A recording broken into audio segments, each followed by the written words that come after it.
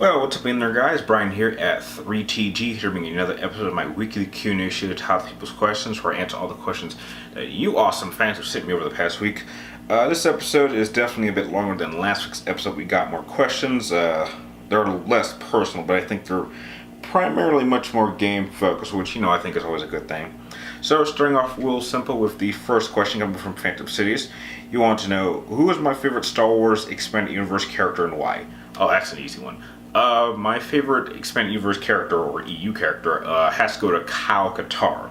The reason I like him the most is I absolutely love his backstory of him starting as kind of like a bounty, not really a bounty hunter, but like a smuggler.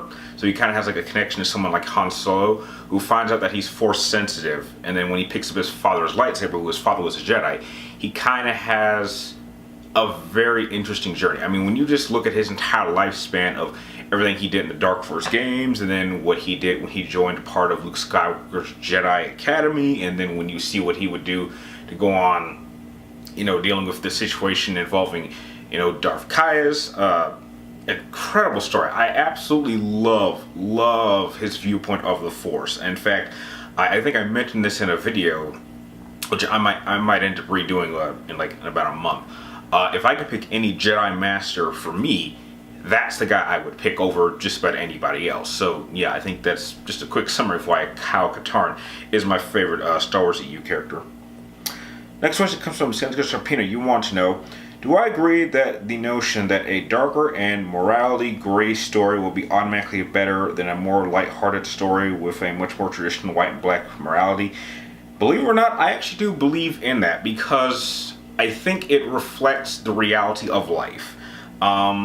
The world is not separated in black and white. Everyone and everything has essence of both, which forms a kind of a bit of a gray area. And I think characters that have to make very difficult decisions, very real decisions that have real consequences to the fact that, not everything is going to end up okay, makes it much more relatable. Because that's how life is. I mean, not everything in life is incredibly bad, but, life isn't entirely all good.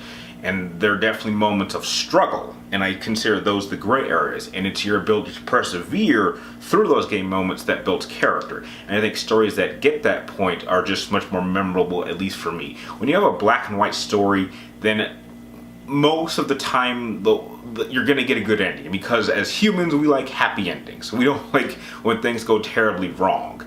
But yes, I do believe in that notion. Yes, very much. Very, very in-depth question. Next question comes from All-Star Gamer Punk. You want to know, we all know that you love Michael Jackson, but what do you feel about the purple one, Prince? Oh, Prince. Well, I'm not ignorant to the fact that Michael and Prince had some beef back in the day. But Prince is an incredible artist. I'm certainly a fan of his. Not as big of a fan of his as Michael, of course. But yeah, I listen to his music. Tragic about his death recently. Very, very tragic. Not the way anyone wants to go. It's ironic how technically Michael and Prince kind of died the same way of accidental drug overdoses. But yeah, Prince was an absolutely incredible artist. Incredible artist. No question. One of the greatest. Next question comes from Will Williams. You want to know, what is the most disturbing thing that I've ever seen in a video game? Oh, that's an easy one. The most disturbing thing that comes to mind was in Mortal Kombat 9, and it's specifically Noob Saibot's fatality. To this day, I have yet to see a much more gruesome fatality. I mean, very creative, cool, disgusting. But what makes that particular fatality stand out to me is that you basically have two characters that grab a person and start ripping it apart as their guts are splattered over the floor. Now, that may not seem so bad, but what makes it really stand out to me is it goes on for so long, and the person screaming in pain. I mean, when it comes to fatalities, you generally just want to just kill them and make it quick. But this just goes on and on and on until they're just ripped apart. It's gruesome. I mean, I remember playing, I think, the Saw video game, and even those deaths weren't nearly as disturbing. But yeah, that's without question the most disturbing thing I've ever encountered in a game.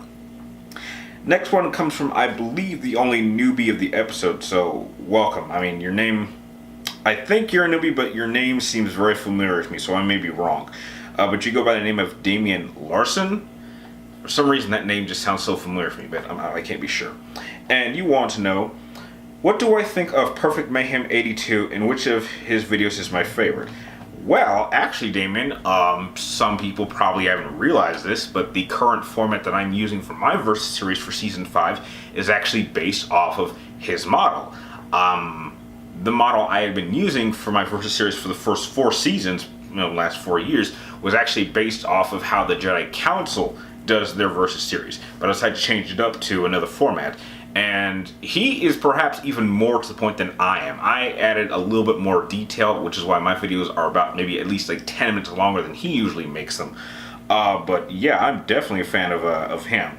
And I would say my favorite video of his that I think he did was he pit Solid Snake against Snake Eyes from G.I. Joe. And I'm not going to spoil who he thought won, but I thought it was a really, really great summary breakdown of exactly how those two would go at it. But yeah, I'm definitely a fan of his.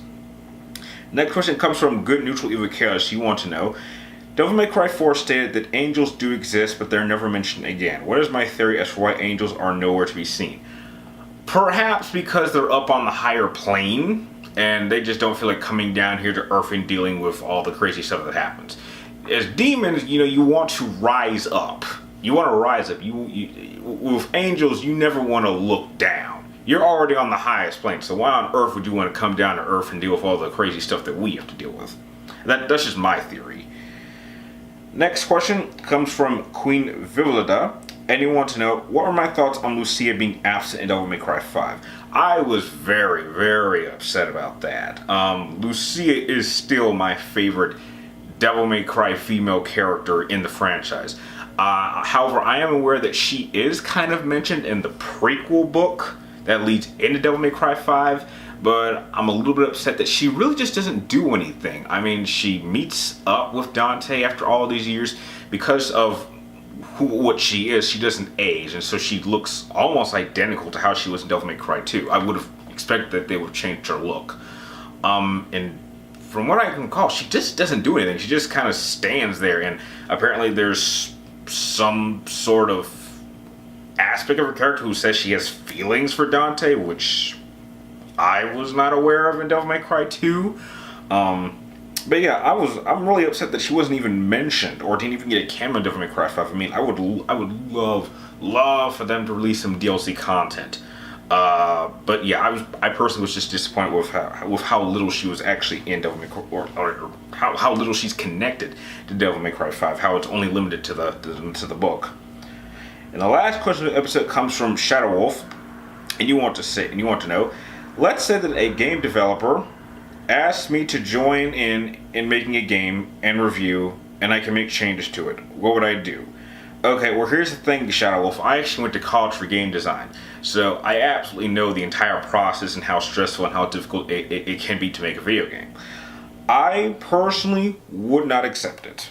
I wouldn't. I personally feel more comfortable doing the reviewing side and just stating what I would have done, but trying to come up with that kind of mindset while you're making the game is difficult, because even when the game is done, you know that by suggesting changes, it's going to take time and money.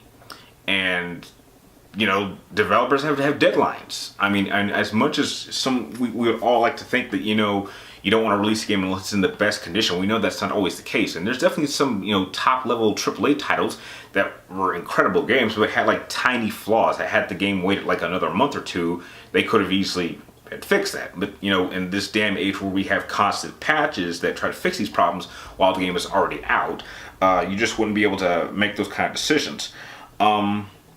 And on a personal level, the one developer I would, be interested in is the type of developer that the less I know about their game, the better.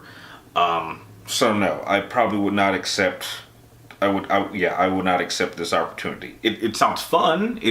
But I've seen firsthand what it is, what game design is behind closed doors, and I can tell you, it's definitely something. And with that, those are the questions that have been sent to me over the past week. I would like to thank everyone who sent in your questions.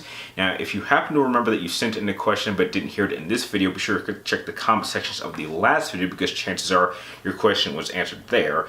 And if you would like any more questions you'd like me to answer in next week's episode, be sure to type them in the comments down below for this video. But make sure you get them in to me preferably before next Wednesday, roughly around noon, before I start filming the next episode.